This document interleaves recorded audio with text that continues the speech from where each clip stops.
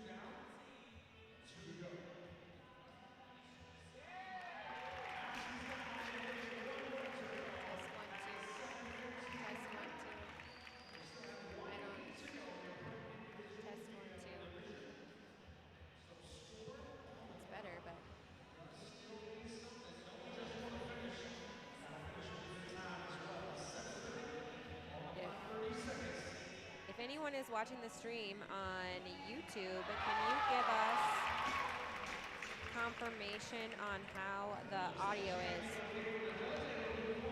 What are you hearing? Are you only hearing the DJ or the MC in the background, or can you hear me in my little voice?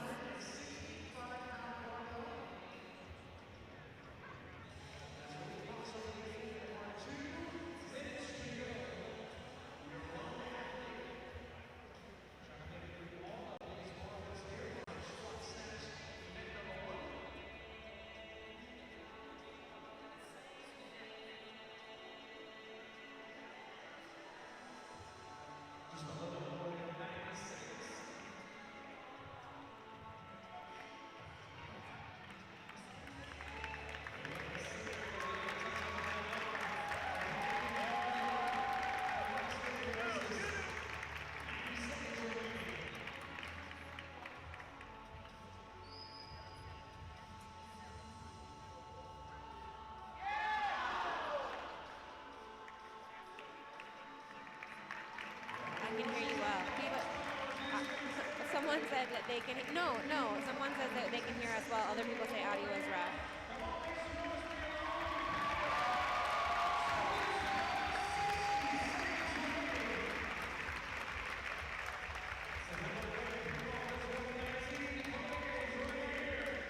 Okay.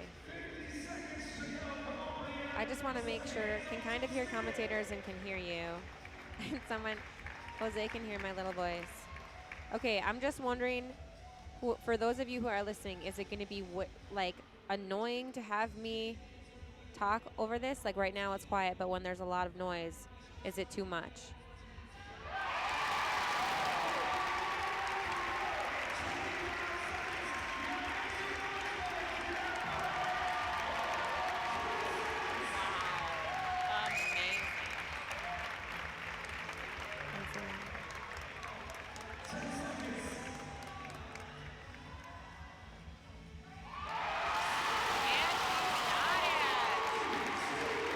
What a finish.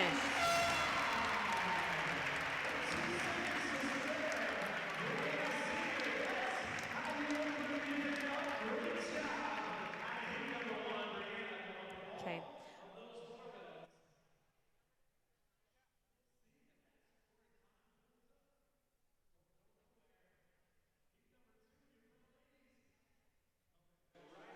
Okay. We are going to do this. Welcome to the 2019 Dakota Games, the CrossFit Dakota Games. Little bit of a rough start to our audio journey here, but we are going to do the best we can moving forward. Okay. So we just finished Heat 1. That was pro individual females. And we are moving on to Heat number 2. Where is my timeline here? There we go. All right. Well, it was a really exciting Heat 1. So I don't have any lane assignments in front of me. But, okay. There we go. Okay, so we are going to start up with pro females in Heat 2. And I have a director in the booth who is going to run a video of one of our sponsors here. So hopefully we can pull that up next. There we go, Conquer Ninja Gyms Fargo. So this is a local gym in town. And if you are here in town this weekend, Conquer Ninja Gyms is going to give $10 off of any person from Dakota Games who comes to visit for open gym. And they are here at the event with us. And everybody who is a volunteer gets a free pass to the Conquer Ninja Gyms. So we are super excited to have Conquer Ninja with us this year. Mike or Mel, are you online? I am. Okay. I should have introduced myself. I'm Marissa Willits. I'm the media director of the Dakota Games. And I also have Mel Firestein with me. Mel, do you want to give a little background on yourself? Absolutely. So I've been with CrossFit Fargo probably for a year and a half. I've done some announcing in the past, and I am really happy to be here with you today at this fabulous event, Dakota Games 2019. And we had a phenomenal first heat there, quite the show. Did you catch who won? Did we catch who won that heat? Anyone? Mel, you need to be louder. I think Logan just came to get you your mic closer. It was Brianna Seigert Brianna Seigert. who won that heat. Okay, awesome. Awesome, awesome, awesome. Okay, and also, I think we missed this at the beginning, but can we throw up the graphic that shows what the workout is? This is going to be, I think, image number 1 from our folder. Yeah. Yes. Okay, Yep. and I can talk a little bit about the first event too. It's called Snatch, and it's 10, 8, 6, 4, 2. Athletes will have 6 minutes to complete the first 24 reps. That's through rounds of 6 snatches at 145 pounds. Then an additional 2 minutes to complete each remaining round thereafter if successful. So they're going to start on their mat after the call of 3, 2, 1, go, and they begin the round of 10 snatches. Once they complete their 10th rep, athletes will load their bar. These female athletes will load their bar to 135 pounds for their set of 8 snatches. Then once they have that, they will load their bar to 145 pounds. Travis Pribula is giving you the old wave. Hey, Travis. Travis took second at the games last year in his division. And then snatching right next to him, that's Ryan Jevning, and he took first last year. So let's cut to, can we do lane assignments for Heat 2, please? That would be image number 2. And then, so we've got all of these people, but let's cut back to the workout. They're going to get started here in a couple seconds. And so these girls, I'll let Mel go through who is in which lane here in just a second, but these girls are going to start on the end closest to you, and then they will sprint down to the bar, and then that's when they'll start working through their reps. You can go ahead. You want to do lane assignments and talk about who's in each lane? Sure. Lane number 1 will be Caitlin Sanders from CrossFit Fort Atkinson, Wisconsin. Lane 2 will have Catherine Mork from CrossFit Cataclysm in Harker Heights, Texas. In lane 5, we'll have Cody Hobeheim. Here they go. They're off. All right, it looks like in lane 7, we have Rhoda Christensen from Cheyenne River CrossFit. Oh, Cody took a knee. That's a no rep. If you're wondering about the layout of the event, it's the women who ranked higher in the qualifier, in the online qualifier, will be in the more center lanes. Those, and then on the perimeter, those would have ranked lower than those in the center. So Carla Wolford in the purple pants and pink shirt, she is going to be the one to watch in this heat. And she is in lane 9. I think we have her max snatch number. What's that on there? I believe her max snatch is 175. 175. That is a snatch a lot of women dream about putting up. It's an impossible number for a lot of people. And then the highest number that they have to snatch tonight is 165, so she should be able to move right through this. That should be no problem. And she's just cruising through them. Oh, but it looks like lane number 7 is the first one to advance, and then here comes Carla right behind her. All right, and that would be Rhoda. There's Rhoda. Advancing. Rhoda is a beast too. I don't know if we have any numbers on her, but she and Carla used to work together, I think, at EHP. Oh, we do have numbers for her at 182, so she should be able to move through this just as quickly. All right, and in lane number 11, we have Jen Geske from Rochester, Minnesota, Alive Fitness. And 13, Roxanne Gauthier from CrossFit Steinbeck, Manitoba. And finally, in lane 15, we have Molly Rutherford from Long Road CrossFit in Urbana, Ohio. Oh, Cody just took a little tumble there. Sometimes when you have some mobility issues, or she might be recovering from an injury, it's hard to tell, but sometimes when you struggle with that overhead position, it's hard to land these, and these do have to be squat snatches. The standard, they cannot power and then go into the overhead squat. They must be squat snatches. So here comes lane number 11, moving up to her second round, which will be the 8th. Geske is moving up. And then here we see Rhoda's only got, I think, 2 left. And you know, and Carla's got 1 left. Right behind her. They are neck and neck, and there Carla pulls ahead of Rhoda. And she's going to get going on that next weight. Who do we have coming up on lane 3? That would be Catherine Mork from Parker Heights, Texas. Catherine Mork gets bonus points for being the first one at registration. She's the first one to check in. All right.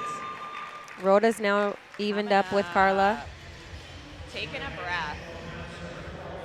Cody is just still plugging away at that first one. We got 2 people in their set of 10 trying to finish those up. Everyone else has moved on to the second or third set here. And they have 6 minutes. We're only 3. They have 6 minutes to do 24 reps, and we are 3 minutes and 15 seconds in. And it looks like Molly Rutherford on lane 15 is really fighting through, trying to gain some steam. All right, and up comes Catherine Mork in lane number 3. So she's starting on her 6. Cody is down to 1 left of her 10 reps.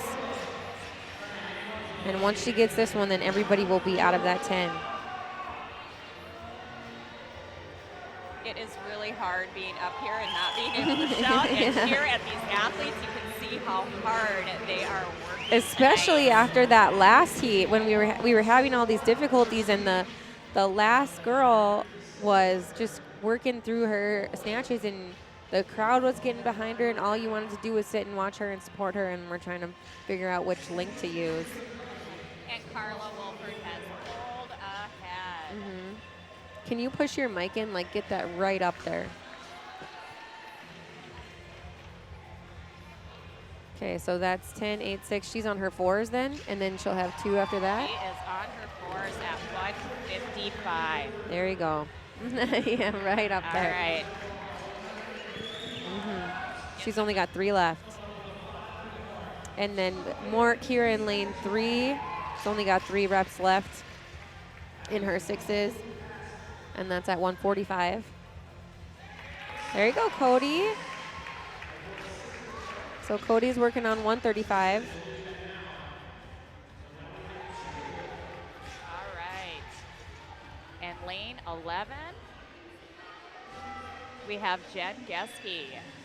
She's adding weight. She's on her 6s now. Gonna get started at 145 pounds. Yeah. Oh. Molly Rutherford is pushing through that 145. She's pushing through her 6 sets. Carla just advanced to her last 2 snatches, so she's gonna have 170 or 165 on the bar. And the thing with the snatches, this, like after you've done this many reps, even though your max snatch weight is 175 or 182, you've done a ton of reps and you're fatigued, and you're not, a lot of times you can't lift 90% of your 1 rep this late in the game. Absolutely. So the 6-minute mark is just happening. So if people have not completed their first 24 reps, they are done. So if you are going to see some people stop working and sign their judge card because they did not make it past the first 24 reps. Did Carla make that? Nope, she just missed it. Yep, just missed it. So she's fatigued. She's really going to have to drive through those heels and open up in order to get it. Carla is a regionals athlete. She went to regionals in 2017 and 2016, I believe. That's a no rep. Gotta stick it and then be able to stand it up and demonstrate control. But Carla got real close to going to the games in 2017. She made it to regionals. She took 5th in one event, and then I think the next event was a rope climb event, and it just really, tough miss in lane 3. Carla There goes Rhoda. Rhoda's in there now. And she's going for her last. Stepping up to Last bar, attempt. pushing through it. There and it is. She got it. And she finishes. Nice Okay. work.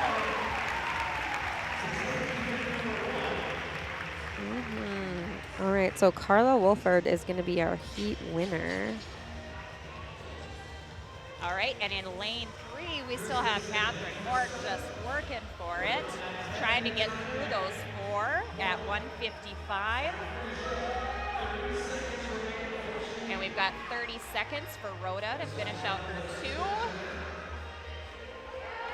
And she pushed. There you go, Rhoda. There she goes. She's got a few seconds to get that last one at 165 pounds. And here goes Catherine Mork pushing through. Beautiful.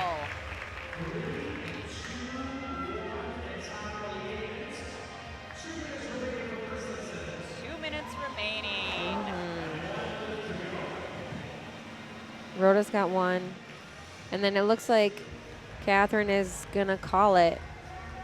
She's got 2 minutes, but she's signing her scorecard right now. This is Rhoda Christensen's last attempt.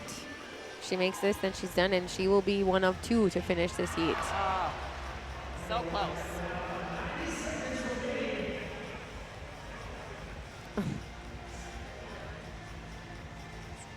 Yeah. All right. Here we This go. is where we need the crowd. That's right, she's still smiling. Setting up. There it is. And the crowd's behind her. Beautiful. And she finishes. Well under that minute to go. So 2 finishers, Carla Wolford and Rhoda Christensen. All right. Now we are going to have a little bit of a floor change set up here. So I believe we are going to hear from another one of our sponsors so we can roll video 2.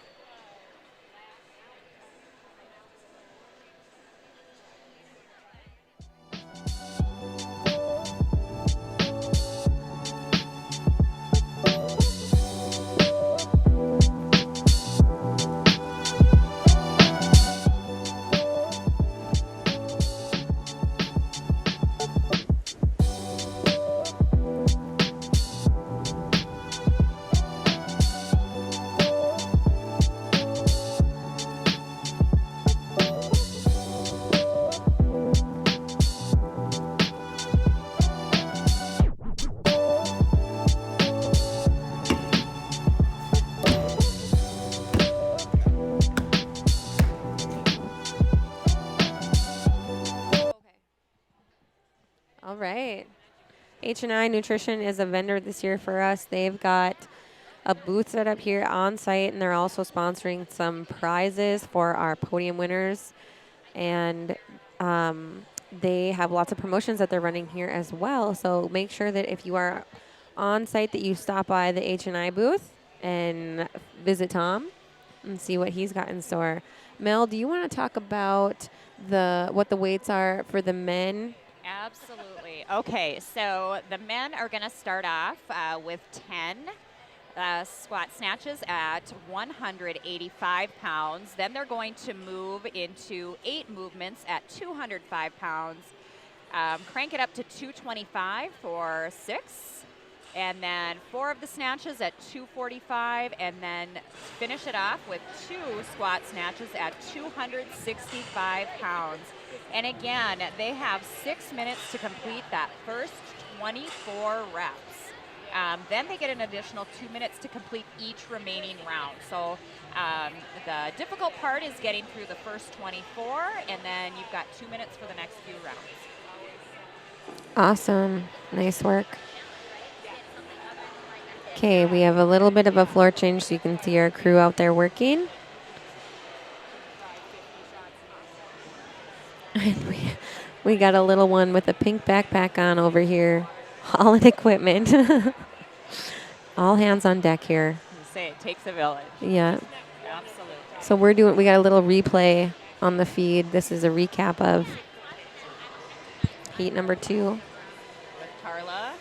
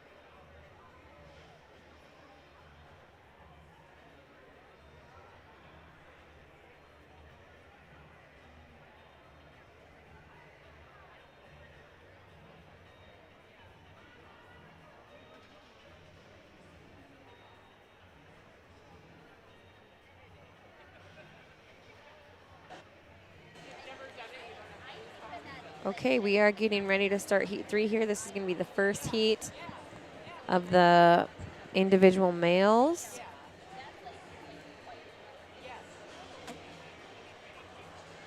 So recapping, we got Carla Wolford, who was the heat winner in event number 2.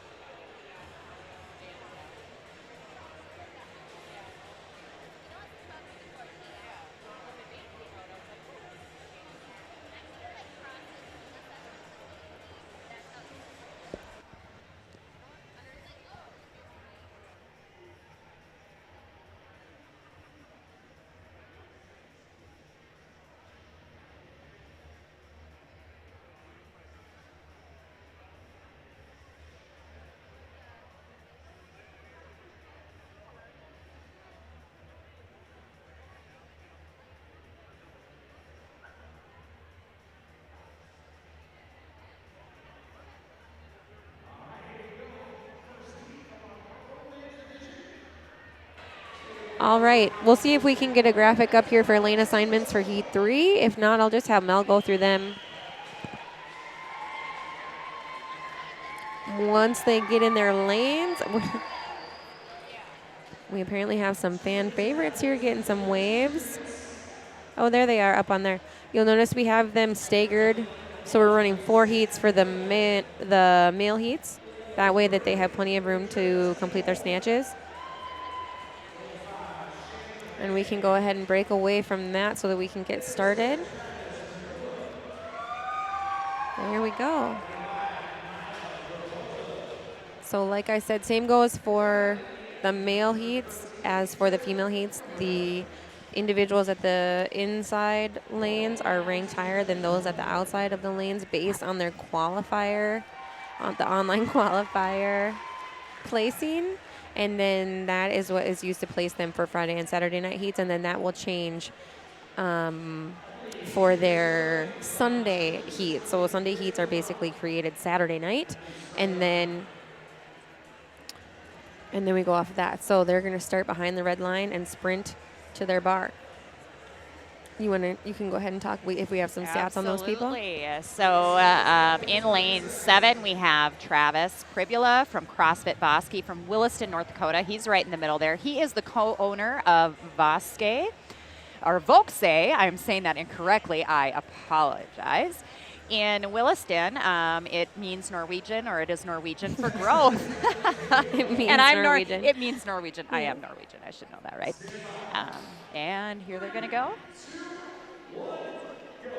Oh, someone wanted to get a head start there. Travis took second last year and is known for his mustache. Oh, yeah. Oh, yeah. And in lane number 9, we have Miles Rabiso from CrossFit Rocked in Brandon, Manitoba. And so all the way from Manitoba. We also have Zach McMillan in lane 1 from Brandon, Manitoba as well. The same affiliate, CrossFit Rocked. We had lots of Canadian competitors this year. So And another I was going to say is Shane McKay in lane 5 is also from CrossFit Rocked in Brandon, Manitoba.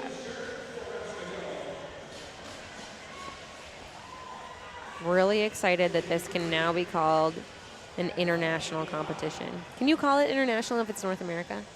You know, that's a really good question. I would say you could, maybe. Unofficially. Unofficially, right? Unofficially, we're calling it. American competition. How about that? Yeah. So who's in lane 9? He just had a no rep. All right, in lane 9, we have Miles Raposo. If I'm probably saying that correctly, but Miles, no repped, and he's going to try it again. And look at that time. He has got it. He has got it.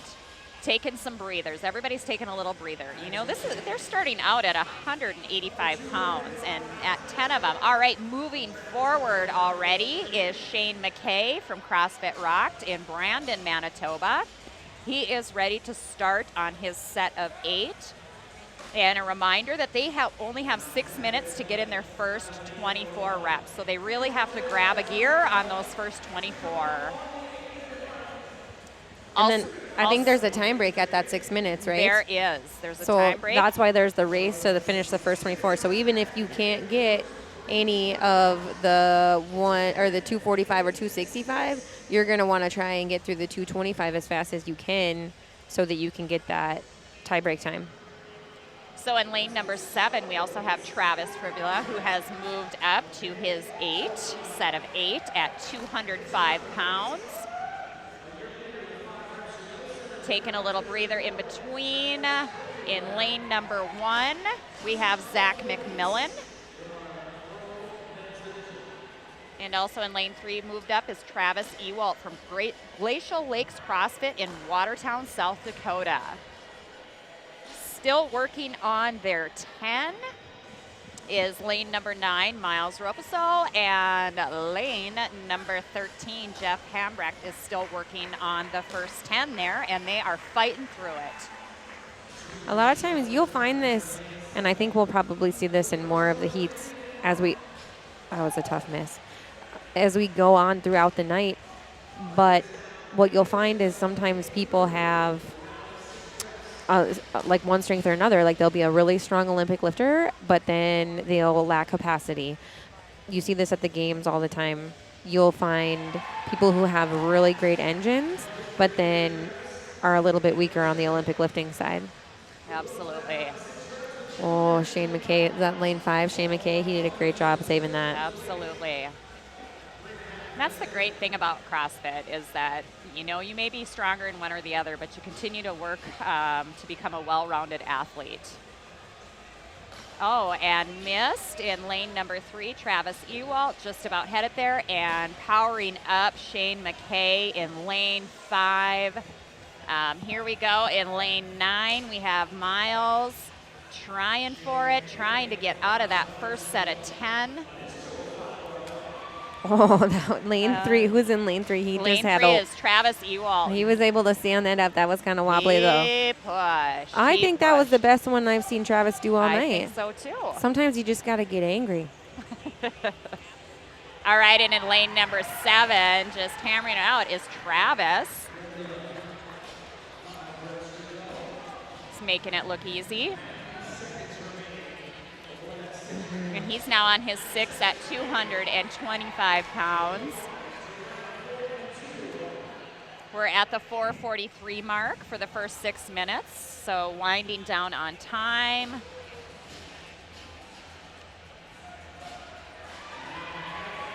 And Miles moving up, finally got that 10, that's awesome. He's moving up to do the 8. Still fighting through, we have Jeff Hambrecht in lane 13. Wants to get through that first 10.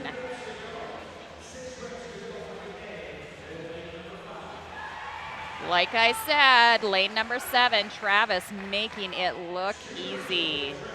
Just throwing him up there. Great form. And he's got one left. One left to make in the 30-second mark. Shane McKay is. You'll find that they hit fatigue when Travis wants us to cheer for him. The crowd's getting loud. There it is. Beautiful, beautiful. Made it under the 6-minute mark, and let's see if Shane has got it here. He is trying for it. He's pushing. So it looks like Travis Pribula is the only one that's going to advance and attempt the last 6 reps. Last 6 reps, so it'll be 4 at 245 pounds, and 2 then, once past that, 2 squat snatches at 265 pounds. And he's got 4 minutes, so if you have 6 attempts in 4 minutes, he's going to try and let himself recover, give himself plenty of time in between lifts. The worst thing that you could do here is take an attempt too soon and then fail it. Like, you don't want to miss that, or you don't want to waste that opportunity. There it is. Oh, got it, and the crowd is loving it. I'm sure Travis is loving the attention too. I mean, no, The only one left out there. he was the one waving, walking in, asking for the hype squad. So I'm sure he is just loving. And it does. This is help, every so. CrossFit dream or CrossFit athlete's dream, is to be the only one on the floor, having everyone scream for you. So a lot of times what happens is when people are under fatigue and they're trying to take these lifts, and once their shoulders start to go, they have trouble locking it out. Absolutely.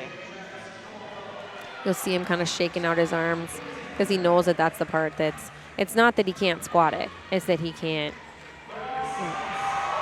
All right, the crowd is getting into it. They are cheering him on. There it is. He's That's got it. 2 to go. You can lock it out. You have to demonstrate control, and then you have to bring the feet back together at the top. He has got 2 minutes. Plenty of time. Plenty of time. Oh, just takes a minute. But he's got to get this done. And yep, he's got 2 more. But he had to get those ones within 2 minutes before he could advance on to the next round. So that's why he's done here. Got it. Fantastic job by Travis Pribula.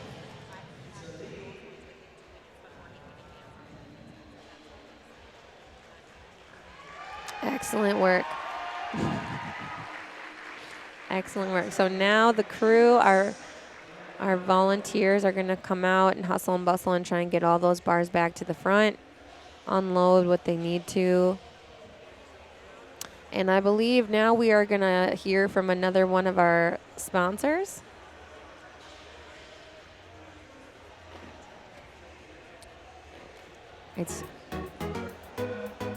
Jolyn is the most fun activewear brand from swimming to dryland. Jolyn suits are the only suit that stay on when you're active. CrossFit, triathlons, running, rock climbing, swimming, synchro. It pretty much fits any activity. Jolyn stays on and looks great. I go in the surf, I don't have to worry about it moving, and I can also wear it to the gym. The drawstring is amazing. I know that I can rely on these bottoms being nice and secure. In the past, being a swimmer, you'd buy a suit and it lasts 2 or 3 months. Where Jolyn will last literally years. And I can do really anything in it. Anytime I do anything active, I'm definitely wearing my Jolyns.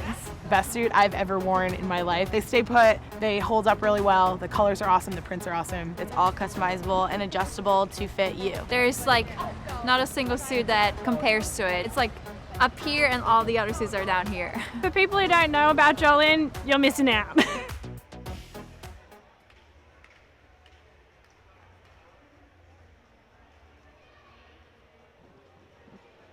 All right, and the crew is still on the floor getting set for the next heat.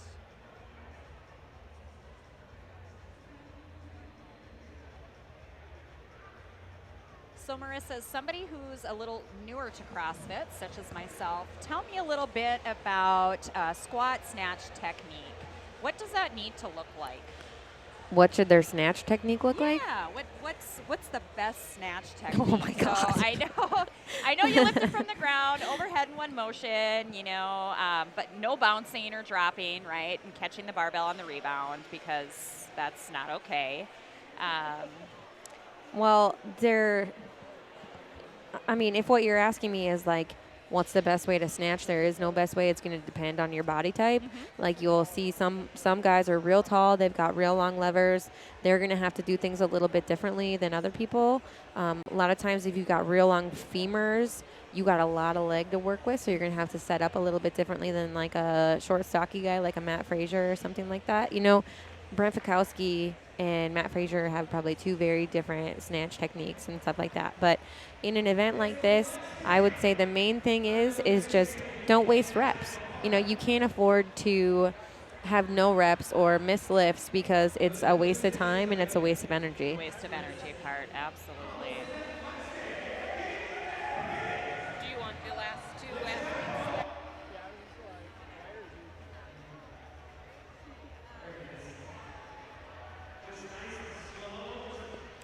Little shot of the crowd. All right. Oh, they're loving it. They can see themselves. They are. I love it. They're all like, flexing their biceps, like, hey. All right, and it looks like the judges are headed out, so we should be beginning in a moment. What do we have for lane assignments this time?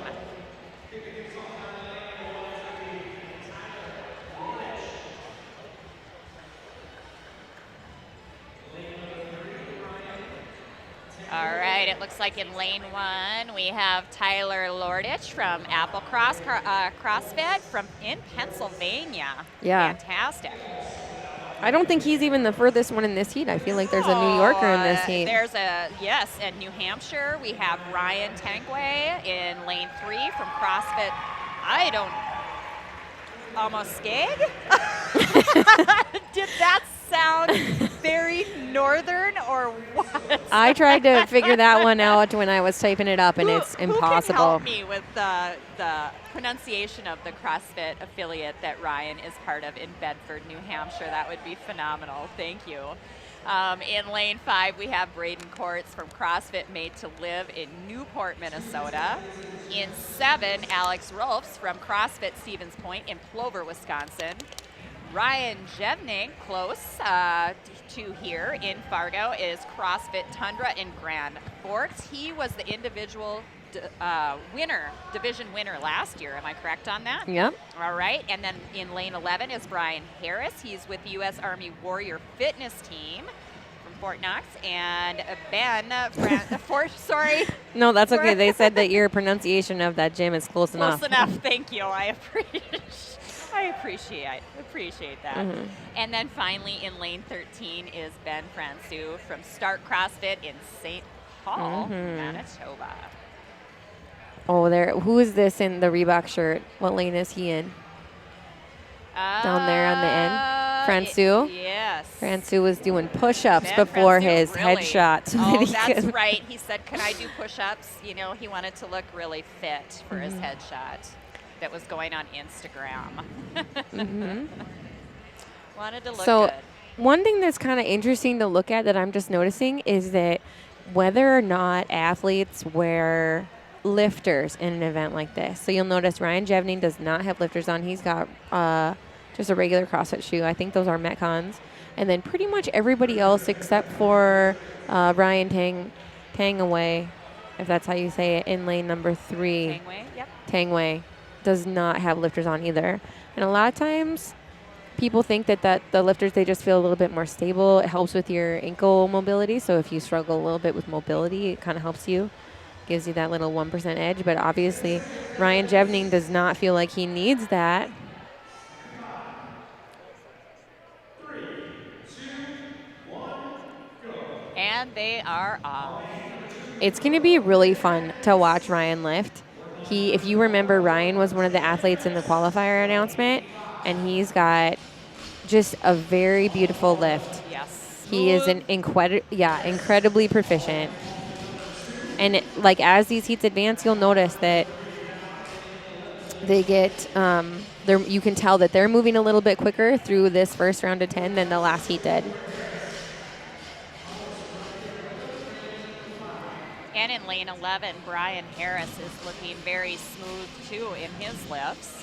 Yeah, and so this is something cool. The Army Warrior Fitness Team is a really cool thing that the Army is doing with their recruiting efforts. So the Army has recently changed their PT test. Whatever they did before, they've kind of wiped that out, and they've switched to a new PT test. And tomorrow, the Army will be here on site at the outdoor field, and they're going to let people attempt to do their fitness test, but it's way different. They've got like a hex deadlift bar that they incorporate in it, and they're using that to measure their soldiers' fitness instead of the old PT test, which was like running push-ups and sit-ups.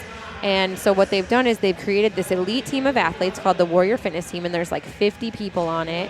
And all they do is train to be CrossFit athletes, and then they go to competitions like this to talk to people about the benefits of enlisting in the Army. Wow. And so they have a booth as well, and that they'll be out at that outdoor booth talking to people when they do the fitness tests and things like that. So Games athletes like Chandler Smith, who was at the Games this year. He's a Warrior Fitness team athlete as well as Ben Harris. All right, and it looks like Ryan and Brian are neck and neck here.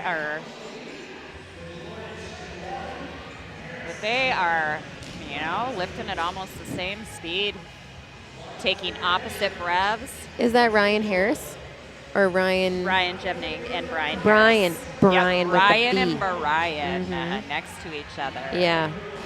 And trying to pull up as well is Braden Courts from CrossFit Made to Live. Everybody's moved up now to their 8 squat snatches at 205 pounds. Lane number 7's got the weight belt on. I always find that really interesting when people wear weight belts when they're snatching, because I always feel like I would be very impinged or like hindered by the weight belt, but some people like the added support. And again, Ryan in lane 9 just making it look This is the so fastest easy. split. The fastest, well, I would assume the fastest split up to the 6s. It's only 3 minutes on the clock, so he's got a full 3 minutes to finish 6 snatches. At 225 pounds. And again, right behind him is Brian rolling up, ready to go. We have got in lanes 1, 3, and 5, very close. In lane 1, almost finished with that first set, is Tyler Lordich from Applecross CrossFit. Well, there's Alex Rolfs with a good lift. Oh no, lane 5 got a no rep.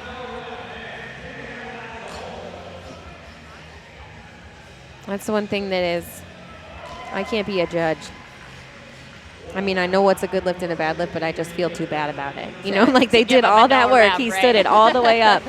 I feel like. And then as a judge would say, then do it correctly, right? Well, the judge just says no rep, and no then rep, yep. they don't have correct feelings. Yeah, no feelings. And pushing forward is Brian Harris. Moving along with Brian, and it looks like. Oh, there's Rolfs with a good lift. Yeah. You can tell he's working.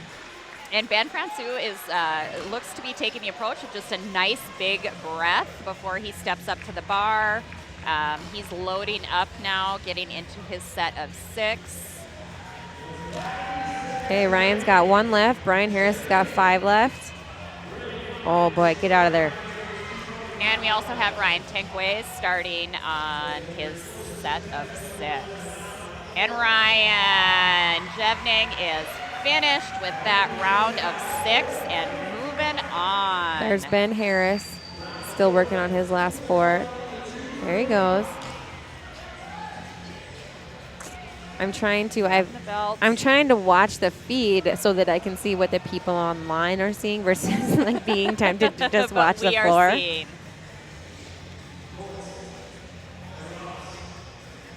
Come on, Brian, yes, and he gets it up there. He's got 2 to go to finish out that 6. Sometimes, unless you are very diligent about the way that you practice your squats, when you're snatching, like you'll notice he bottomed out, which like turns your hamstrings off a little bit, so you have to be able to snap out of there. So unless you do kind of like what Tia Toomey and some of the high-level athletes do, where you're practicing the bounce out of the bottom, or you're practicing dead squats or drop squats and things like that, you're not going to be ready for that. So. All right, Ryan pushes it up, and here we've got the last one in the set of 6 for Brian Harris. And he got it under the 6-minute time cap. There's that 6-minute cap. So we got 2 moving on. So Brian Harris has 2 minutes to get through his 4 snatches here. And Ryan's got 1 left to go in the set of 4 at 245 pounds.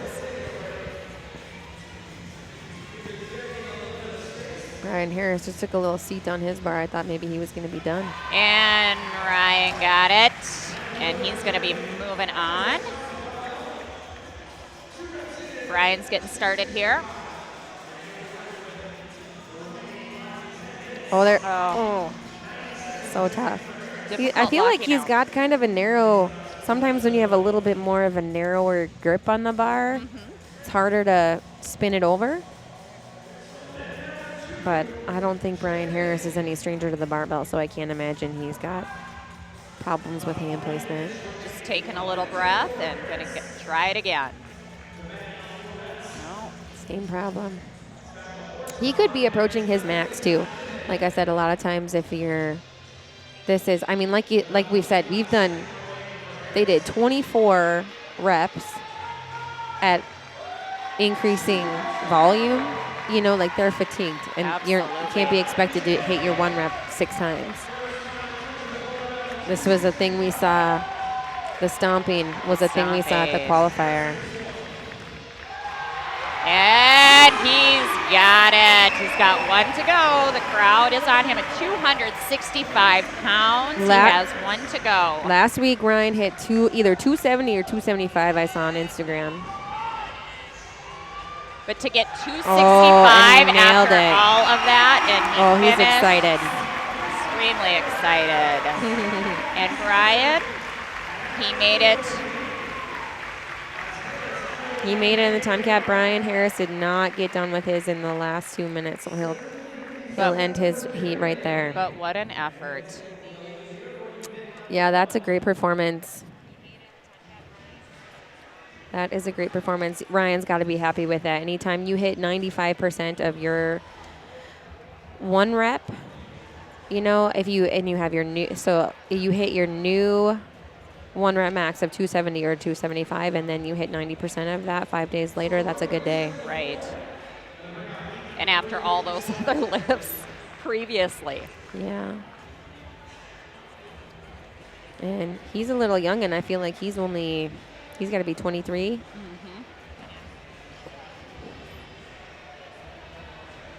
Great start.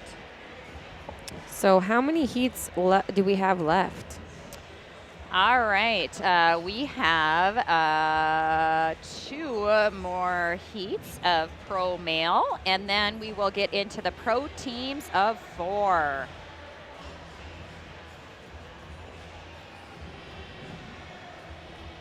So a little work by our crew, who is amazing and has been working so hard to get things set up and in between. We appreciate them. I just want to give a big old shout out to Sunny and Melissa Dahl tuning in from Arizona.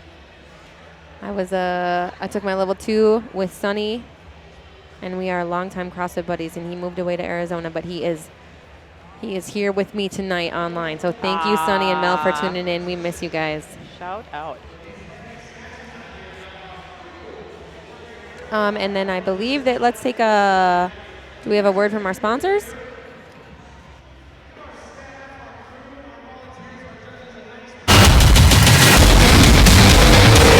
Give your body the fuel it needs without the crash. 150 milligrams of clean caffeine from green tea, fully loaded with hydration essentials like potassium, magnesium, B vitamins, and electrolytes.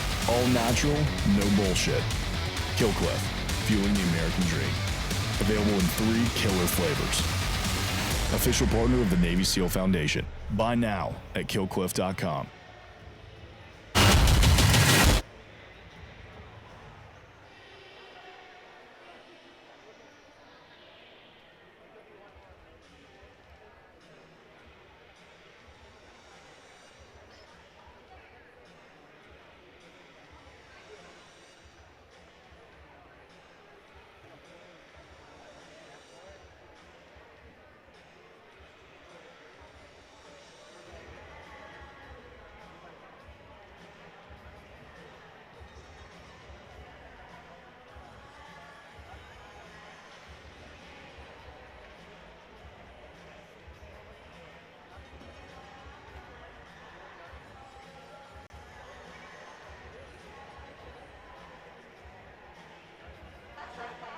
That was Killcliff. Killcliff is a sponsor of the Dakota Games this year, and they have a new CBD-infused beverage that they are selling at the games this year, which is called called? Something I have written on a piece of paper that I cannot find. Something Kush. Oh, there's our heat winner, Ryan Jevnine. Congratulations, Ryan. Like I was saying, the Killcliff promotion is they have a CBD-infused beverage that they're selling on site for $4.20.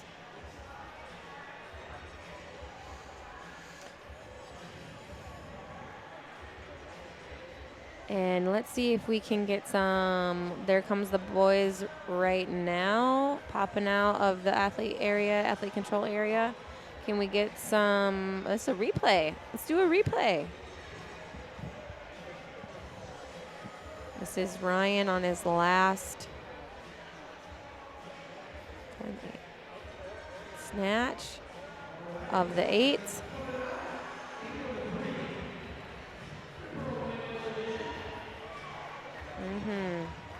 Okay, we are getting ready to start our next heat here. Let me find my heat sheet. My partner left me, but that's okay. This is heat number 5. So we have this heat. Is this heat number 5? This is heat number 5. This is heat number 5, pro individual males. We've got 4 heats of males. So there we are, the men are lined up. Judges out, they are ready to go. Lane number 15 must be open, right? I don't see anyone in Yes, that lane number 15 is open for this heat. Can we get the lanes? There they are. There's Andres Escobar, Austin, that's a New York affiliate. I know. And then we've got everybody on here. Progression is Minnesota. We got South Dakota. All over the map. Tennessee? Tennessee. Is that right? Congruent strength. Oh, yeah, in that was Johnson one City, Tennessee. Is there anyone on that can confirm that? Do you like how my voice raised after that? Because there was question marks behind it. That's my fault. I was researching it, and I think all I could find was a Facebook page. All right, and it looks like they're about to get started. So these guys are probably going to move pretty quick through these snatches too. See a couple weight belts here also. That's like 6-1, half a dozen the other. Some people love it, some people hate it.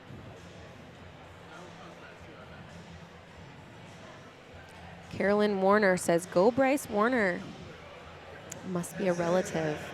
Bryce Warner in lane 9.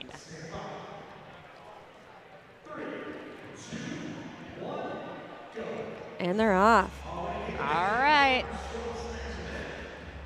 I love it. Some just going straight for the bar, and others like, I'm going to take my time. I'm going to breathe a little bit, get going. It's kind of nice that they have the jog down, because then you can kind of get the pre-workout jitters out a little bit. Like, it wouldn't be that fun to go right to your bar with all of that energy built up. And again, these first couple lifts all look, really, really slick. And then once you get past that first 10, I can imagine they start getting fatigued.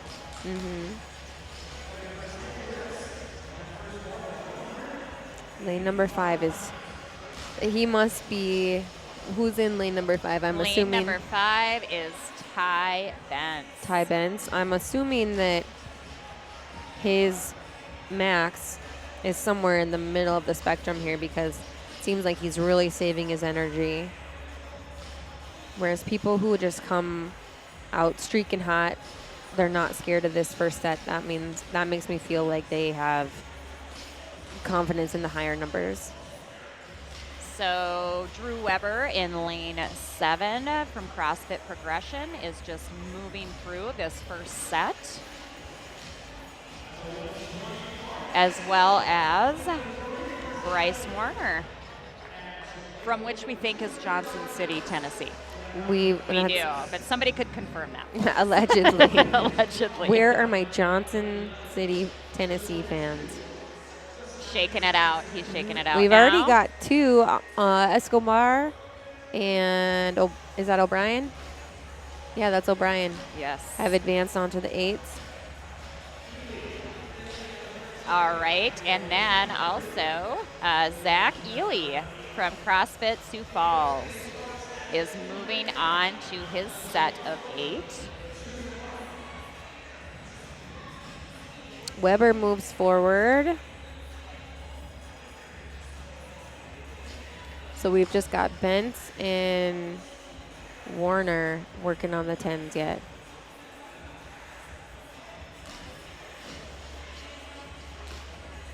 Starting to look a little tougher for each of them as the lifts go on.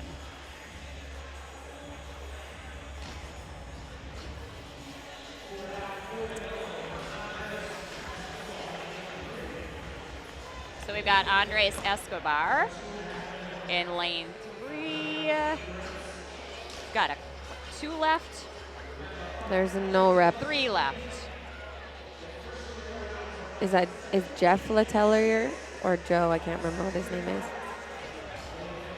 In lane number 1, it's Joseph. So it's Joe from CrossFit Foes West in Sioux Falls. Where's the Tennessee question? The Tennessee question right here. Bryce Warner. Yes, Bryce Warner. It's from Thompsonville, Georgia. Thompsonville, Georgia. Where So did we get I think the question, Tennessee? well, I wasn't looking at Bryce Warner. I was looking up congruent strength. I couldn't find where that was. Got it. So Thomasville, Georgia. Thank you. Thank you, Toby Williams. Yes. All right, Bryce Warner from Georgia is on his last rep of the 10s. All right, and it looks like Andres Escobar from CrossFit Singing, is that how, in New York, in lane number 3 is moving forward. And the athletes have to add their own weights, change out the plates, and then add the larger 45s on. So I believe he's on 245 now. Right, is that what the 6s are? 245. Yeah. Or 220, yeah. 225 is the 6, and then 245 is the 4. Oh. And lane number 5. Ty Bentz. Ty Bentz pushing through, as well as in lane number 7, Drew Weber.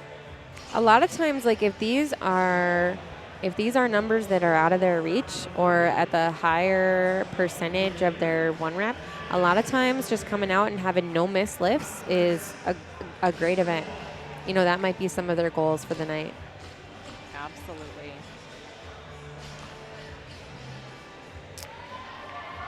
Oh. And in lane number 9, Bryce Warner got it going, looked stuck there for a second and just pushed through. And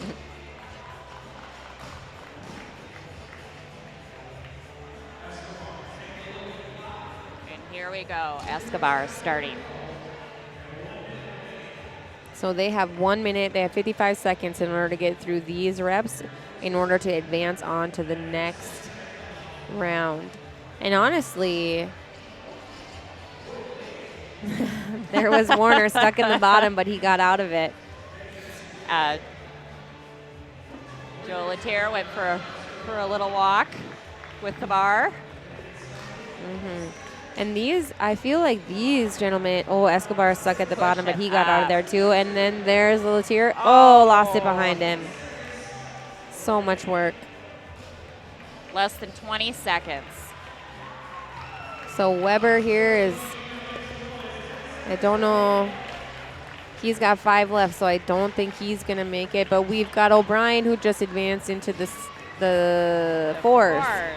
So he'll move on. Weber took his, that is why we spaced them out. Get tired. So it looks like we are watching O'Brien for the rest of the event. Oh, awesome. I got a little guest appearance here for all of us. I've got heat winner Ryan Jevning, who is going to hop on and have a little discussion with me. Let's see. if I can figure out how to plug him in here.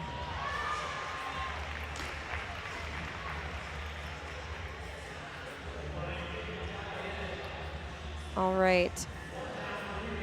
Are you plugged in? Are you on? I think I am. Okay, and then make that mic go right up to your mouth so that everyone can hear you. All right. Okay, so Ryan, congratulations, heat winner. Oh, thank you so much. Did you know that was going to happen? Not at all, no. Always in the warm-up area, everyone's intimidating, you know? Yeah. It doesn't matter what they look like. You're always a little nervous, so I was not expecting that. I'm happy with it, but... And then let's talk about I just recently saw you had a PR on Instagram. Was that 170 or 175 that you hit last week? 275. Oh, sorry. Yeah, yeah, 275. My coach told me to go moderate, and I just kept going up. Yeah. And yeah, I hit a weight that I was very happy with. It was really good. I posted it on Reddit, and a bunch of people were talking about my back and not wearing clips or anything like that. I didn't have any clips on, and I slammed it, and the weights went crazy. Oh yeah. Well, it was really just fun in to your read. own gym, right? Yeah. That was a lot of fun to read. Yeah. A bunch of dads out there. Yeah. That's bold, putting stuff like that on Yeah. Reddit. Let's talk about the event, though. Yeah. What did you think about it? What did you think about the weights? What do you think about the timing of it all? Just tell me what your thoughts are. I love it. I really like the elimination events like that, where as time goes on, the field gets cut down, and you get to keep doing more work, essentially. Mhm. It adds a little bit of, as Dave Castro says, theater to Theater. fitness, you know, where it kind of makes it just a little more fun, where, you know, the spotlight's on one athlete or two, and it's kind of a showdown. I really liked it. It was a lot of fun. I think the time cap is good. Yeah, it's just a fun event. You know, everyone likes watching heavyweights. Yeah, They for look good, sure. So were you nervous when you had 265 on? Were you confident that you were going to make that lift, or were you kind of like, well, we'll see what happens? I was feeling really good, and I think all that adrenaline was pumping through me. So I felt good. I hit that first 265, and then I grabbed the bar again right away. I was a little nervous walking up to it. I thought it might have been a little too early, but I was already walking to it, so I didn't want to. I didn't want to walk away from it after I started that walk. So. I was saying on the feed earlier that, you know, Mel is fairly new to CrossFit, and she was like, so what's your strategy? What's the best way? And I had said, well, there's 100 different ways to snatch, and it depends on your body type. But if you're asking how to approach an event like this, what you want to do is not waste any reps and not waste any, don't have any misses or anything like that, because it's a waste of time and a waste of energy. Do you agree with that? Yeah, for sure. You really want to focus on, before you hit your lift, making sure that you can. And that sounds obvious. But, just double check with yourself. Say, can I hit this right now? If you can, go for it. If you have a little bit of doubt, give yourself an extra 2 seconds, 3 seconds, whatever it takes. Because if you miss, you waste that time and you can't get it back. So you have to execute.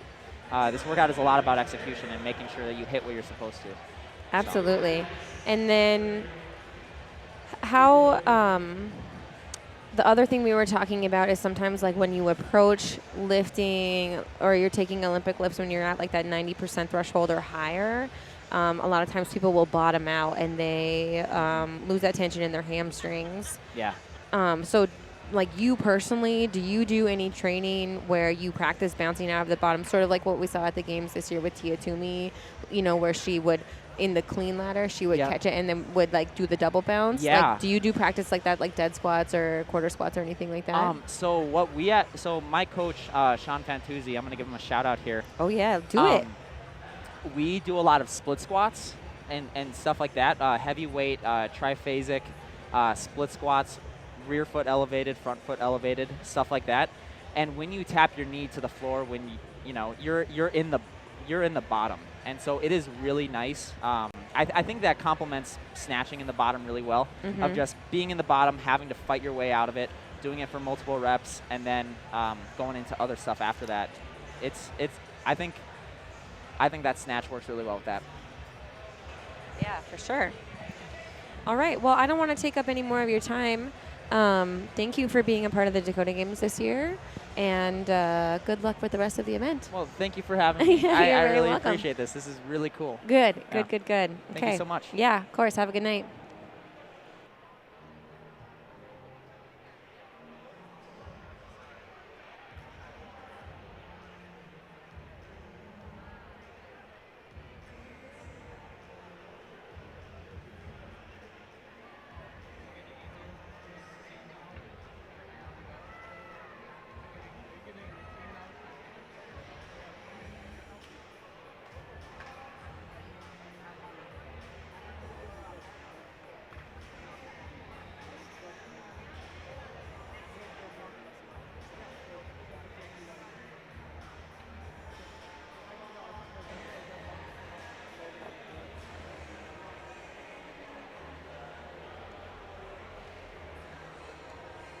Good Lord. Okay.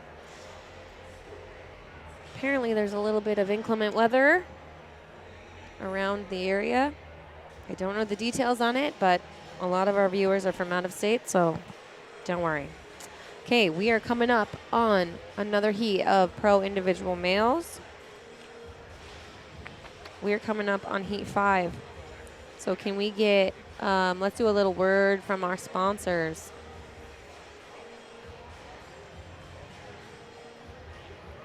All right, so Legends is a bar, sports bar and grill in Moorhead, Minnesota, and they are a legendary local. So they are offering a discount for Dakota Games athletes and volunteers.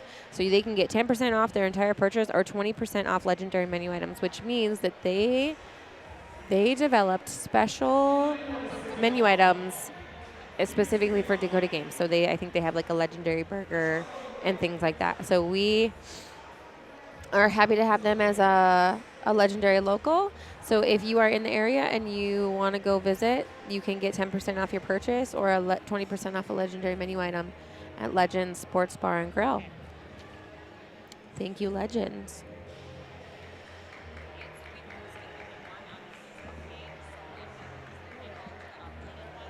Alrighty, and then can we get lane assignments? This is our last heat of pro individual males. We got them running out right here. And this is the last heat. So we've got Spencer Nelson from Fargo. We got Jared Zeismer.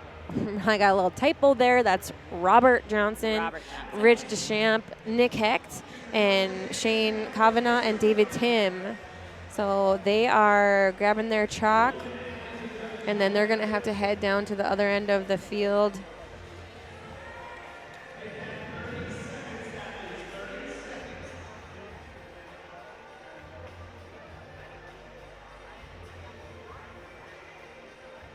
I'm not going to say anything.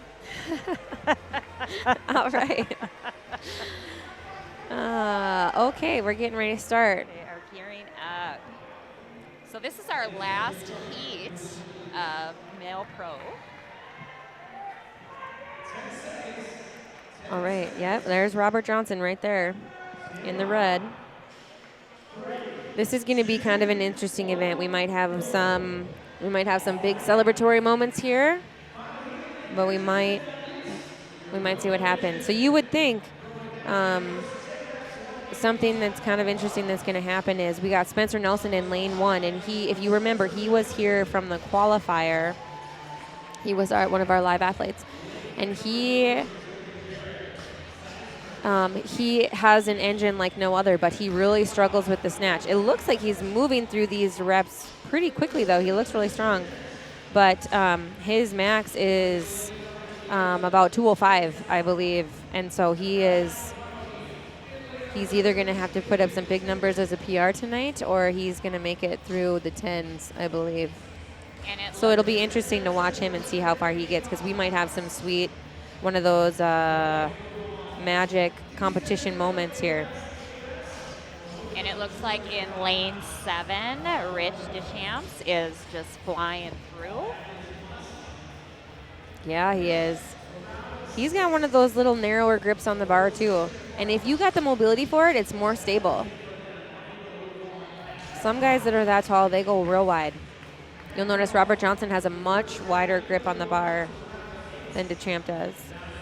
Lane number 3, Zeismer. All right, and it looks like that Rich is going forward. And there he goes is moving Robert. on. Number and 11. Absolutely. Oh, yes, Robert. And Kavanaugh. Is that how you say it?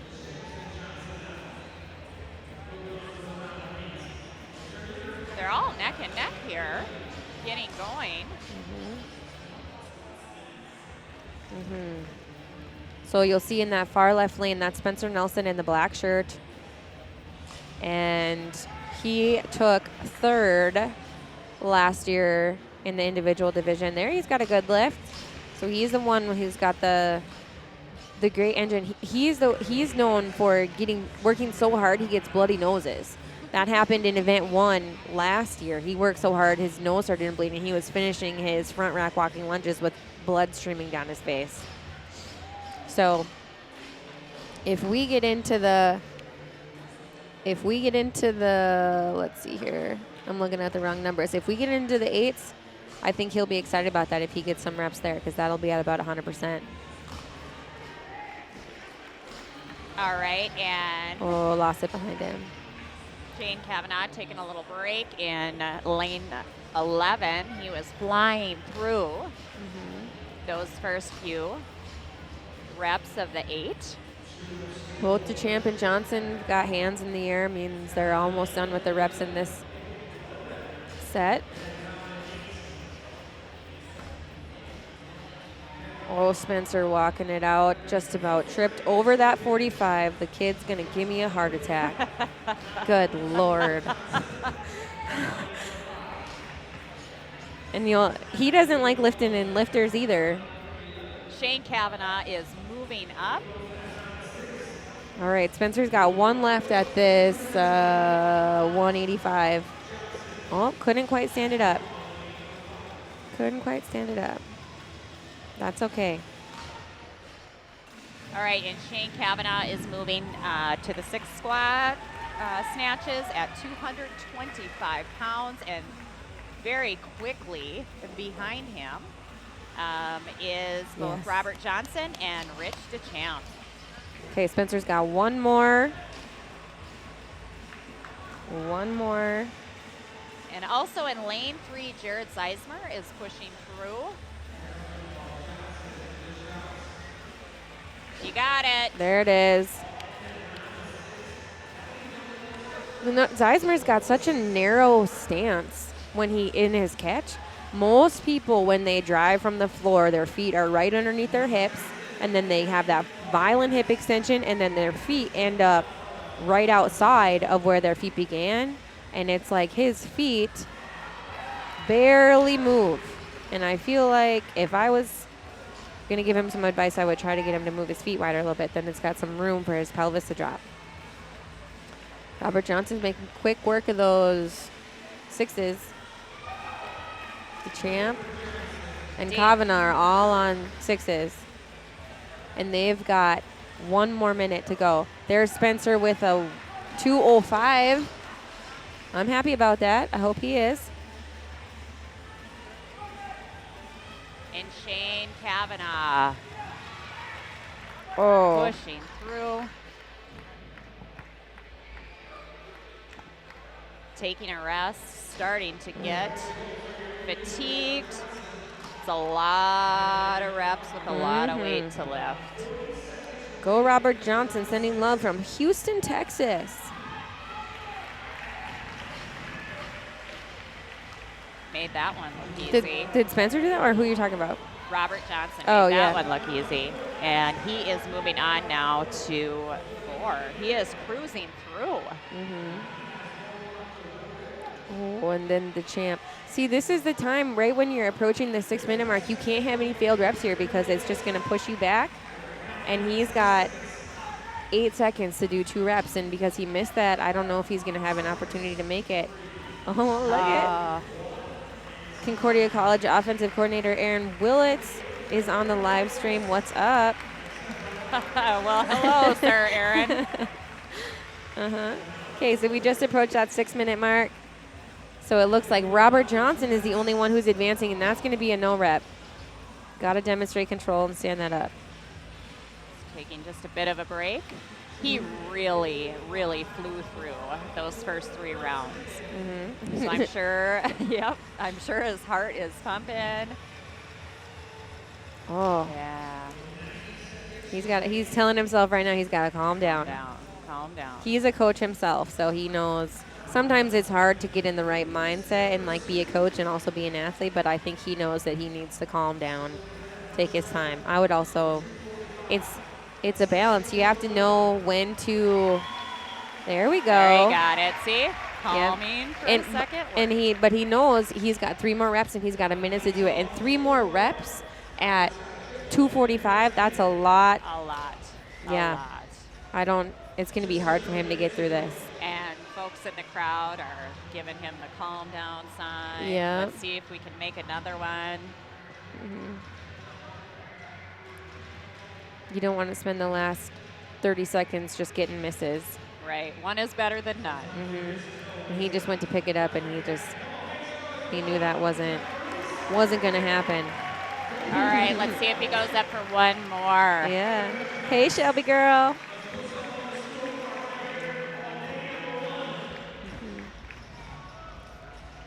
Oh. He's got 15 seconds. Knew it. Oh, he's Knew getting it. rid of the knee sleeves. I never know. Does that mean somebody's tapping out or going for it? And he's going for it.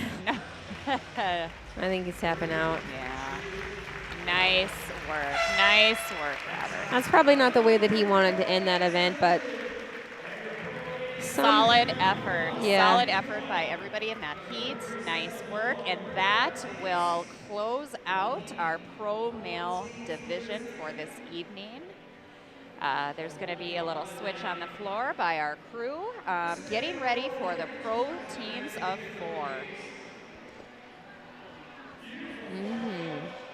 This is going to be a really fun event. This division is new this year. We have never done pro teams of 4 before.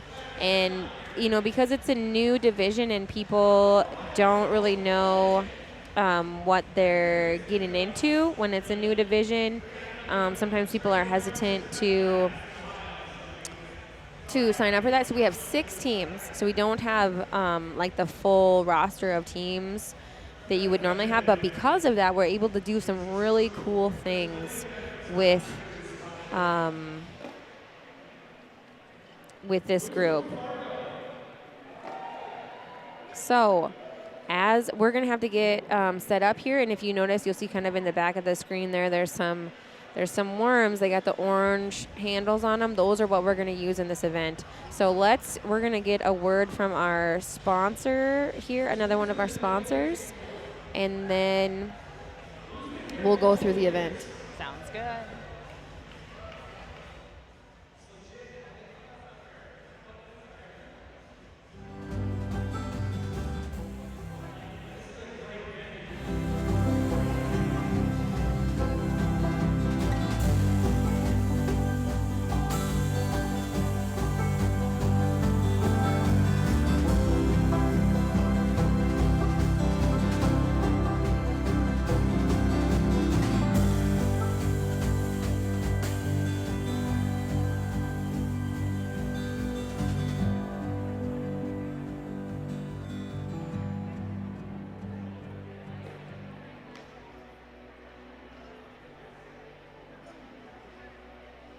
Gone. Oh, there we go.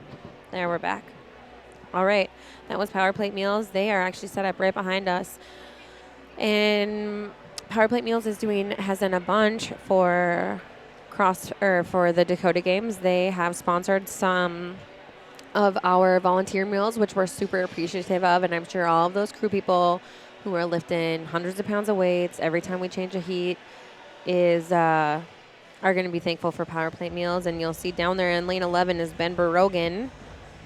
Now we're you'll see the bar, but in lane 11 is Ben Barogan. Now he's walking. He's in lane 10. He's kind of cruising around, and he has been a huge, huge help the whole preparation phase of this project.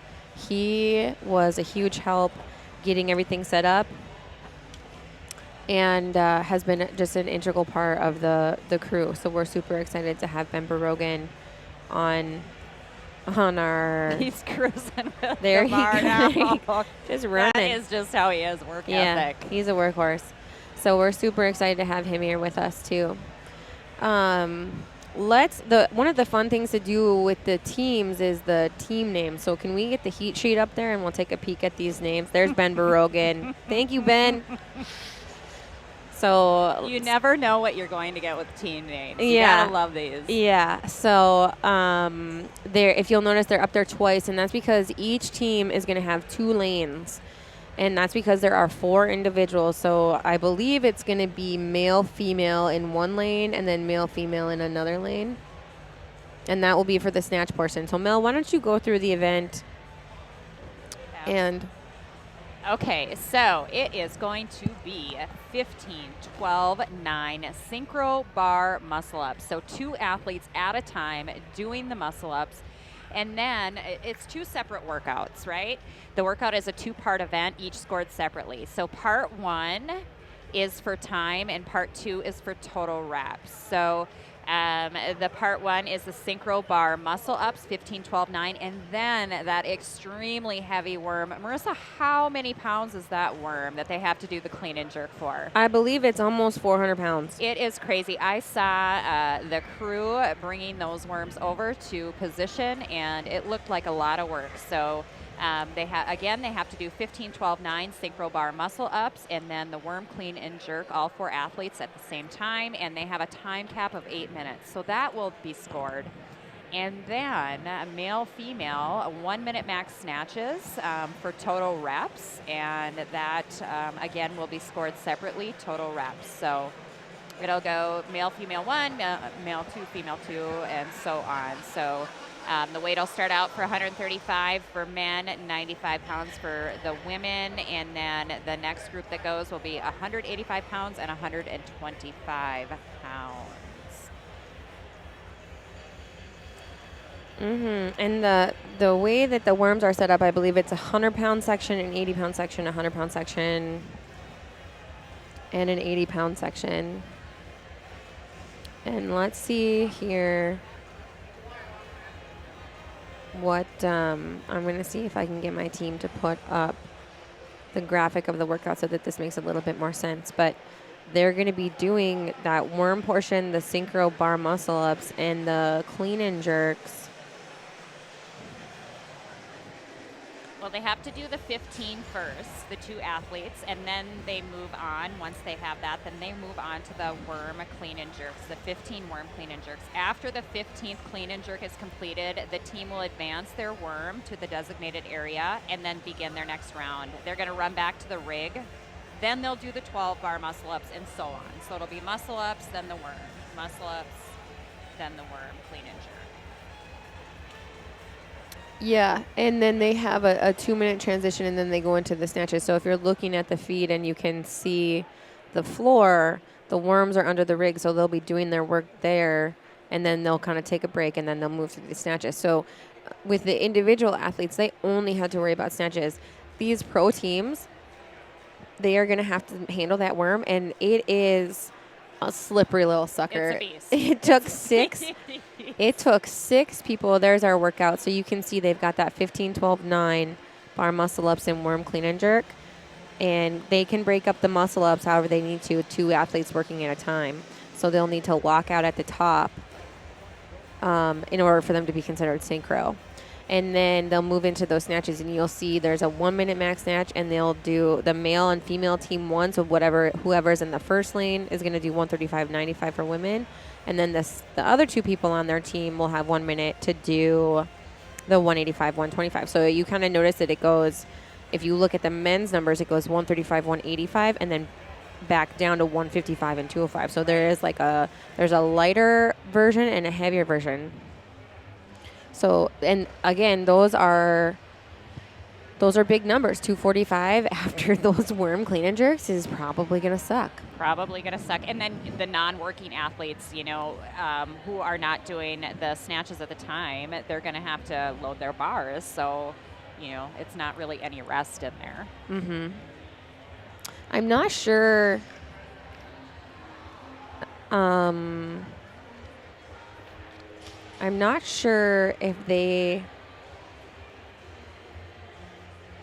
I don't quite understand the standards. Like if the 2 minutes, like if the male, female 1 and male, female 2 are going to be working at the same time, or if that's going to be 1, 2, 3, 4, 5, 6, 7, 8 minutes chronologically, or if it's only 4. So that will be interesting. Is that spelled out in the standards there that you have in front of you for the snatches? Let me check. That's just the standard for the actual just the movement. Standard.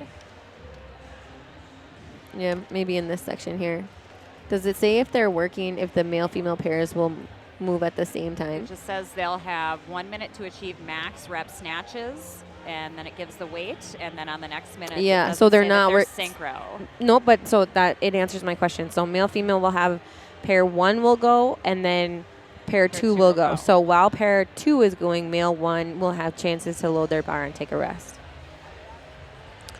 Okay. So that's an 8-minute round. Mm-hmm.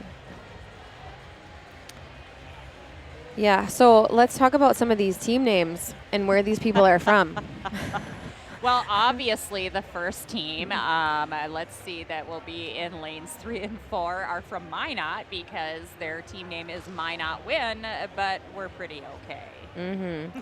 So this girl is from Minot, and I can tell you that the nickname is the Magic City, and I don't know how magical it is, but I can tell you why it's called the Magic City, which a lot of people don't know. And that is because it is a railroad town. So it was like right along the railroad tracks going right through the middle of the state. If you travel on the interstate, you can see the tracks basically. And the town, popped up like seemingly overnight. Mm-hmm. And so people called it the Magic City because it was like it was not there one night and then the next day it was. So that's why it's called the Magic City. I am from North Dakota originally, and I did not know that. That is new information. You learn something new every day. Yeah. All right, so who do we have in lanes 5 and 6? That's Ruthless in Pursuit. Ruthless in Pursuit from Hastings, Minnesota. I think that they actually hail from a couple of different places. You think so? I think that Ruthless in Pursuit is a remote coaching company, and I think some of them are coaches and some of them are athletes, and that they've kind of come together to do the competition here. So I think they're from all over the place. And then, so Minot's all from Minot. And then CrossFit 701, I can say confidently, is all from Fargo. All from Fargo. Yeah, because CrossFit 701 is the first CrossFit gym in North Dakota. And there are 4 athletes. I believe they're all coaches. Oh, and then here, look, on the feed, they've got six people working on moving these worms out, and these teams have 4 individuals who are going to be able to do this. It makes me tired just watching them. I am so excited to see them attempt to do these clean and jerks because these pro athletes are so strong. And some of the numbers that they put up on a daily basis are so impressive. I'm so excited to see them work out. And then in lanes 9 and 10, we have the U.S. Army Warrior Fitness Team. Warrior Fitness Team. Where's your glasses at, Mel? Get your glasses on. I'm going to get my glasses on. So the U.S. Army Warrior Fitness Team is, like I said earlier, that's that team of elite athletes that the Army has put together. They've changed their physical fitness test. And now what they've done in order to help their recruiting efforts is they have this team of elite athletes that this is their full-time job. They do CrossFit competitions and they interact with whom they believe to be the best and the fittest people who they think would be of service to the military. So they try and educate them on the benefits of service. And the Army this year is a sponsor of the Dakota Games, and they are sponsoring the outdoor field. So the Army outdoor field, the workout is Battle, and that's going to be running all day tomorrow. There was allegedly some talk of rain, but I believe that is not happening until later in the evening, so we should be good. That would be wonderful. Yeah, and it looks like the crew has finally got that last worm pulled out. Thank goodness. And then we've got part-time fitness. At Fitness, the 2 A's. I right? believe they are from Grand Forks, so that's the combination of athletes from CrossFit Tundra and CrossFit Soulfire. Correct. And then couples retreat is from CrossFit EHP in Moorhead, Minnesota. And I think it's a couple who is married and a couple who is dating, which is always an interesting dynamic on the field. Absolutely. I can speak from experience that I have done a CrossFit competition with a significant other. As have I, Marissa. I have to be careful what I say because he might be listening. I think he is. I think he's on the feed. I asked him what he was doing right now, and he said, listening to my wife. Yeah. So it's always interesting dynamics. Yeah, it is, together. especially when there's like one hyper-competitive person and then one person who just kind of wants to have fun. So. Absolutely. Yep. Looks like the crew is just putting the finishing touches on these barbells, making sure that you have all the plates ready and stuff like that, which this is just the pro of an event like this is that it's really cool and going to be really fun to watch these teams advance through this linear progression, but it takes a ton of equipment in order to set this up. Time to set up. It is going to be, I've been looking forward to this for months. 4 months. I wonder if we're having a little logistical question here. So many barbells to manage. So many barbells, so little There's 14 barbells out there. So that means that there's half as many barbells as there is people competing. Completely unnecessary statistic for the for the people watching. Christine Kemp says, "Go CrossFit Minot, hometown. Miss you guys. Shout out from Florida. Thank you for watching." Oh, and Miranda DeMarc said, "Ruthless and Pursuit are from Minnesota and Wisconsin." All right. I thought that they were from different places. Minnesota and Wisconsin, close, kind of like North Dakota, Minnesota, right? Yep. Yep. I don't have any cool stats on Wisconsin. Nor do I. The cheese state, that's all I know. I have run across the bridge in between Duluth and Superior before when I used to run. Yeah. That's about all the I mean, that's my experience with Wisconsin. For sure. And there's a couple of our favorite fans out there. That I believe that's Holly Olson and Rachel Sutterman. Sutterman, yes. Oh, and who else do we have? Let's see if we can find anybody else out. If you camera guys can hear me, pan this crowd. Let's find our friends. They don't know. Oh, there. I thought that girl was waving at us, but no. This is the thing about this CrossFit competition. They are not used to. Oh, there they are. They are not used to. There's Jeff. I know Jeff. Jeff Ani, he's a 701 guy. They are not used to being on camera. There's Alan Lee. He's a Masters competitor. Competing tomorrow. All right. And the teams Here they come. Here they come.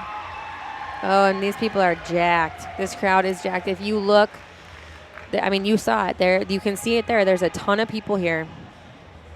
They're all super excited. Are you going to stand up to announce this one? No. I just need to shift. Mel's getting to her feet. The event hasn't even started yet. I cannot see past the monitor, and I would like to witness this. So you can see there's a ton more people, a lot of people to manage on the field here. And some of these athletes, you know, like Ryan Jevning was just on here and he said you get into that warm-up room and everybody is intimidating. And if I was out there on that field right now, I would feel like it's like me and the Spartans. Deep breaths. Yeah. Oh, and then the crew, they forgot the mats. They forgot the mats. So they need, the bar is too high for a lot of the female athletes, and so they have to bring out these mats so that the female athletes can jump to the bar. A lot of the athletes are. The other thing that these athletes probably want to do, why they want to get a hang on the bar there, is because sometimes the finishes on the rigs are different. Like you might have a rig at your home gym that has a smoother finish, that you're used to, and then you might get here and the finish will be different. It might be a little bit grainier, it might be a little bit harder on your hands, and it kind of just depends on what the athlete prefers. And then they might want to know if they're going to wear their grips. Are they going to need a ton of chalk? Like how they feel about. You see some athletes down here in lane 4, he's chalking the bar already. Chalking the bar. I think that's what I'd be doing. Mm-hmm. Once you get working and sweating, and it's tough to hang on that bar. And then the thing that is going to be kind of crazy is that they're going to have to do all these synchro bar muscle ups, which is 45 reps of synchro bar muscle up. They're hanging from the bar. Then to go grab a barbell to snatch it after that, your grip is going to be just smoked. I can see the U.S. Army Warrior Fitness Team. I love you, Carlos. I'm sure Carlos loves you too. The Army team is here from Fort Knox, Kentucky.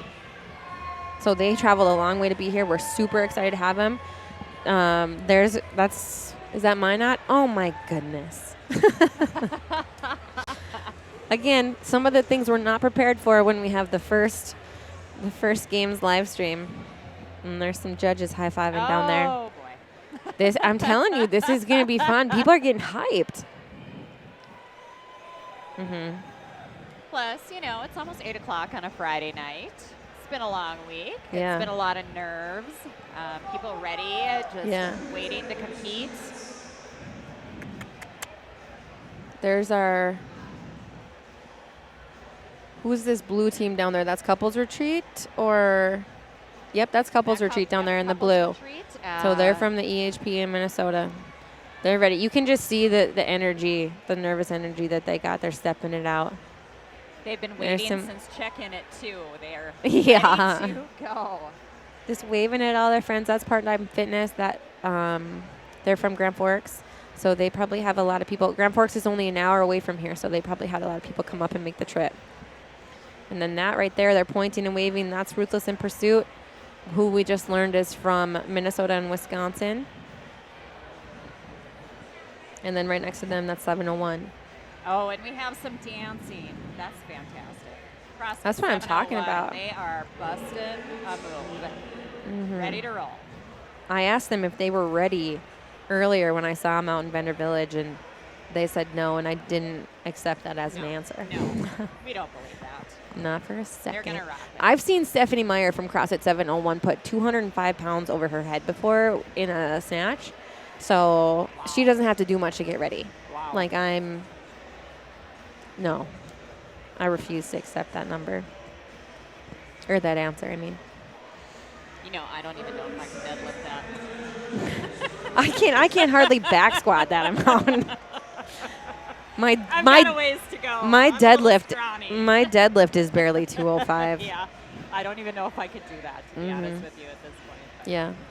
Something to work for. And then here in the far left side of your screen, lane 3, there's a judge. He was on Instagram earlier this week practicing his no-rep signals. Ready to no-rep. All right, here we go. And here they go. Off to the races. Yep, so it's these synchro bar muscle-ups. And I do not envy these judges one bit. This is so many moving pieces, so many things to watch. You can just... They had to come back down here in lane number 4, start over again to do synchro. It is tough to synchronize. First of all, it's tough to do bar muscle-ups, and then to synchronize them on top of that. Yep. Warrior Fitness team's like, we've done this before. And then one of the things that you'll notice when you're watching them is sometimes you'll have like one athlete who is kind of looking, like here it looks like Blair who is watching Brian, and then he just tries to keep pace with him. And usually it's the stronger athlete that's looking over and watching, or the one who's not necessarily stronger but more confident in that movement.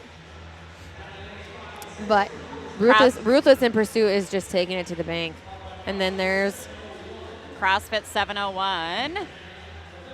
And then Part-Time Fitness. Nope, this is the Warrior Fitness team.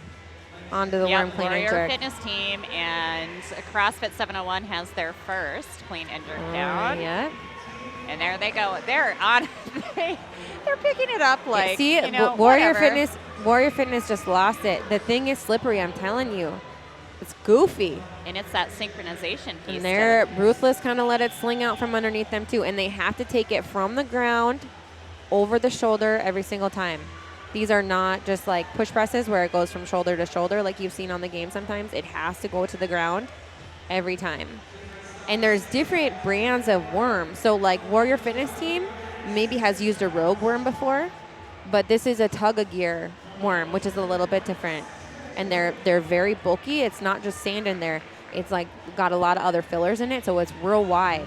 And it's not as easy to grab because sometimes when it's a pure sandbag, you can kind of get a little bit of the fabric. Not this one. Not the same grip. No.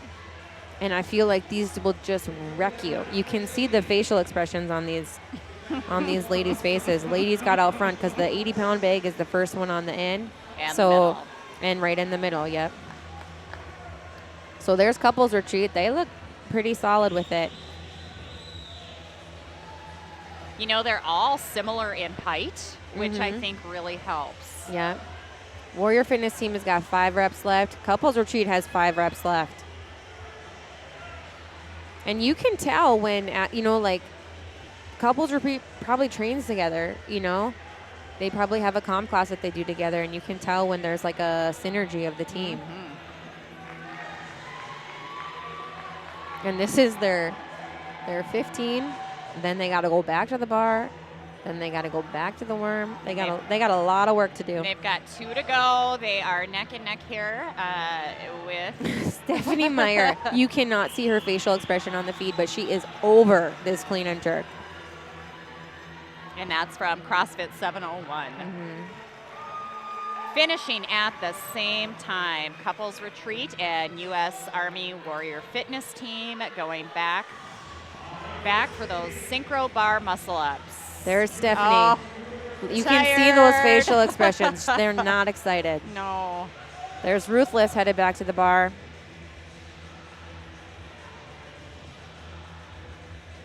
Couples retreat. I mean, you can see them feeling the burn. Both the Warrior Fitness Team and couples retreat kind of dropping out there and swapping out.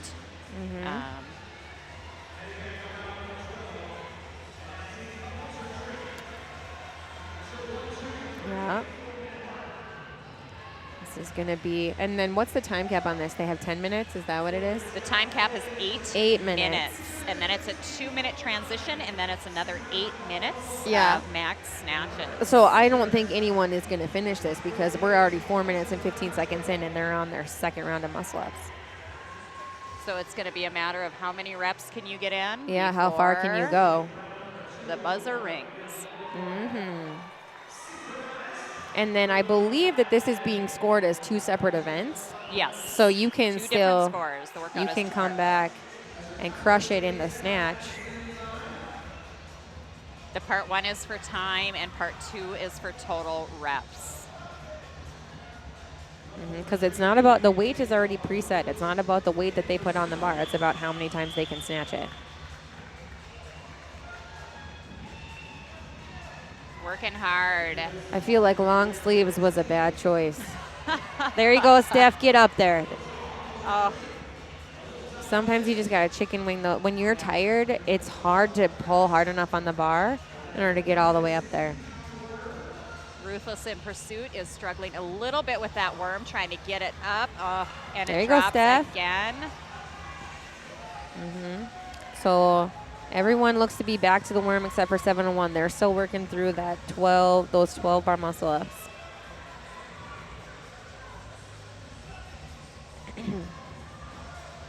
And it looks like, Ruthless made a little switcheroo. Rachel Kinney used to be up front, and now she's in the back, and they put Ellen Rank up front. There's Part-Time Fitness. Fitness. Right? You got to have the double A in there. Those Grand Forks kids are always trying to be so dang fancy. And I have to tell you, I'm looking over here in lane 14 at Couples Retreat, and you have to be right that they work out together, they're in class together, they look like a well-oiled machine. They're counting together. Yeah, well, and then they also, I know that the two on the back end, they live together. So I don't know about the two in the front. They're a couple, Yeah. right?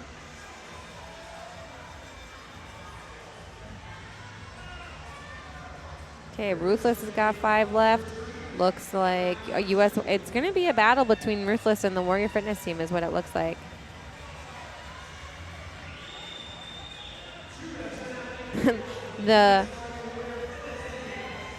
The Warrior Fitness team and the Ruthless team appear to have the grittiness, you know, like they're just like, get it the hell up here and get it over my shoulder and get it away from me, and then let's move on. Whereas like Couples Retreat, like you said, they're getting it up there, and it's like they are moving well through it together, but maybe just not as quickly as the other teams. All right, and the Warrior Fitness team is back.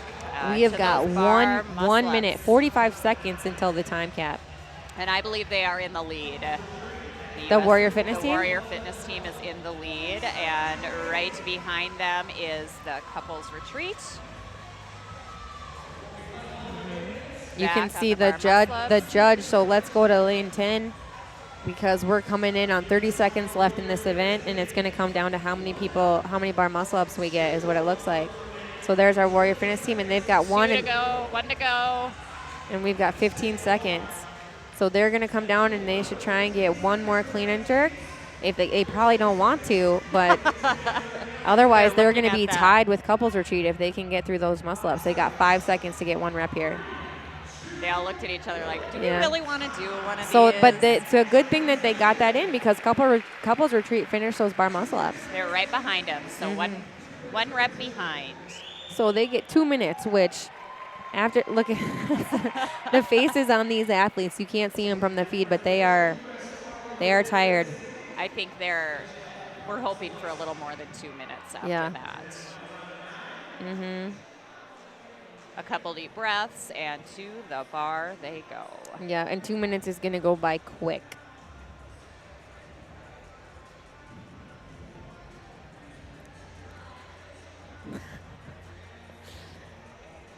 Going to go by quick, but this is also going to be, you know, like some of them maybe didn't appreciate that first event, but a lot of them are probably going to really appreciate the snatch event because they're going to be, this is probably their time to shine. In their wheelhouse. We're losing a lot of shirts out here. We're losing a lot of shirts. Is it a CrossFit competition if you don't do that? Yeah. Yeah. Let's see here. All right. You got some people I saw one person take an attempt and try warm up on that bar. I believe that was Ruthless in Pursuit. Yeah, was that Ellen that took that rep? See here, down here in the might not win. And then it looks like, yeah, so the lighter bar is in that front row. The individual on your screen right now is from Part-Time Fitness. No, that's Army Warrior, sorry. Army Warrior, I'm sorry. Yep. And so, yep. I believe that's Rachel Scribner. All right. And then you got couples. That's Grant Cooper there from EHP just taking a break on his barbell. And if you're not lifting in that first minute, take that break. The saving grace of this is that they can power snatch. So they're not having to move through that full squat. But they also, can just cycle them. Yeah. If they feel up to it. So it's a trade-off. You either get less rest or you have to lift more weight. So these athletes only got 2 minutes to rest, but they're able to lift a lighter barbell. So their partner, where are the weights on these things? The girls in the front looks like they have 95 on. 95 on. The males will have 135. And then so the female partner is going to have 105 on in this next minute. So there's 15 seconds. We are losing shirts right and left here, folks. And it's going to be we're not going to be able to tell who is the clear winner in this event because it's just so hard to manage how many barbells are going up. So what do you think the best way is to approach this? You just go for it and cycle it, drop it between each one? I mean, depending upon where you're at as far as It's going to how tired depend. you're feeling. It's going to depend on your strength. So, like, you'll see some people are actually dropping into the squat, and that's because, like, Michaela Casey right there, Rachel Keeney on your screen, she's got pretty low, but she's still in that power. And there's Michaela who's dropping pretty low, and they have to drop low in order to get underneath it, and that's just because of the weight of it. Whereas if it's light enough and you don't have to squat, you're going to save your energy, and then you could cycle them faster. Mm-hmm. But if you're having to squat to make the lift, then you're probably going to want to drop it between each one. And I'm guessing their shoulders and arms are absolutely burning Yeah. after all those bar muscle ups. Yeah, and for that sure, worm. for sure. Although a lot of these people are moving the bar really well. So here's the second set. So this would be the 155 and 105. They just went through the... No, this is... Did they do that? Was that male and female? Mm-hmm. Yeah, this is the third round. Yep, you're right. Yep, so 155 for the males and 105 for the females. Mm-hmm. So, and you can kind of tell, like, a lot of these women in the front row, they're still powering. Mm-hmm. They still look really strong. So it means it's still light enough for them. It looks like we have a little bit of an equipment oh, no, they're not. She's not lifting yet. Rachel Keeney couldn't find her other 10. 15 seconds in round 3. Then we'll be heading to the 205 for the men and the 145 for the women. So, And then we got 5 seconds left. And you'll notice that some of these athletes, like Stephanie Meyer out there right front, they go to that little starfish. And a lot of people do that when they're tired because they don't want to squat, but they're also like too tired to, get under it the way that they need to or pull hard enough. Matt Bailey struggling with the first pull there. Let's see if he's got it this time in lane 7. He's taking a break. There's our There's our Warrior Fitness team in the back. And you can tell they're taking some time in between attempts here. Mm-hmm. Getting heavier. There, that's still a power. High squat. That looked easy. easy. Light He and made snappy. that look easy. And that looks like Blair Chapman in the back for Ruthless in lane 5. He's resting in between. He's going into the full squat, but he's moving through them pretty quickly. Looks like these women in the second row, they're squatting them now. All right, we're going back to the first female, the first male. Pair 1. Pair 1. And what do they got on the bar? 185 and 125. Ellen Rink is just power snatching these. She's making them look light. Oh, that's going to be a no rep. There's Brian. I think that's Brian Burr. Making quick work. It's hard. It's hard to keep them all straight. Yeah. Well, it's hard to see who's lifting and who is dropping it, and there's a lot happening in this team round. A lot of barbells moving at once. Here's Ellen Rink on your screen right now taking an attempt at 185. There she dropped into the squat and made it. She failed her rep previous to that. And that is Part-Time Fitness, and then on the end is Couples Retreat. And like those tall boys, they have the long levers, and sometimes that's really hard for them to make heavy lifts. So it's the next minute. Yep, and so it is the second couple again with 225 for the males and 155 for the females. Oh boy.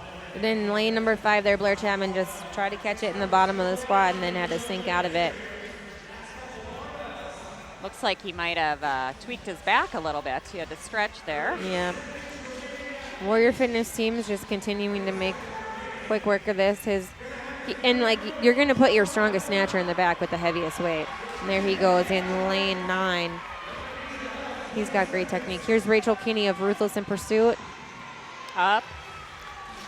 She's doing great. She's got 8 seconds to try and make this lift, and is she going to get it? Boom. Okay, we're on to round 7. Round 7, they are almost there, and you can tell, you know, they're stepping away, taking a little breath, the weight's getting heavier, the amount of reps. Troy Hinney, I have coached him in the snatch before, and I told him to keep his knees wide so that he can make room for his pelvis, and his knees were very forward in that lift. Uh-oh. Which sounds like he might be in a little trouble with Coach Marissa.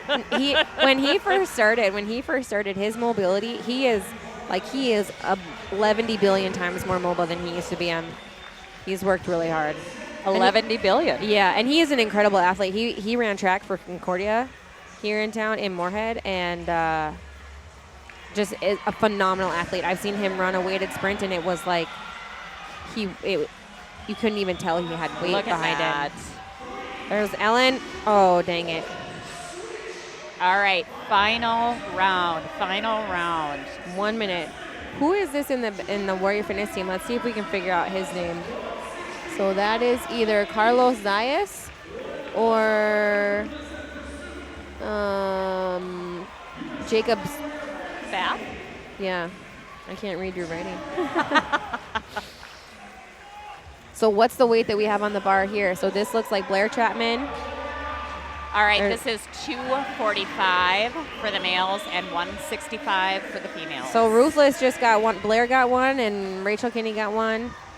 They are fighting for it. Yeah, and you'll see there's a lot of people sitting. This is like at the top of their... Megan Stressy just pulled through. Couples retreat, nice work. retreat.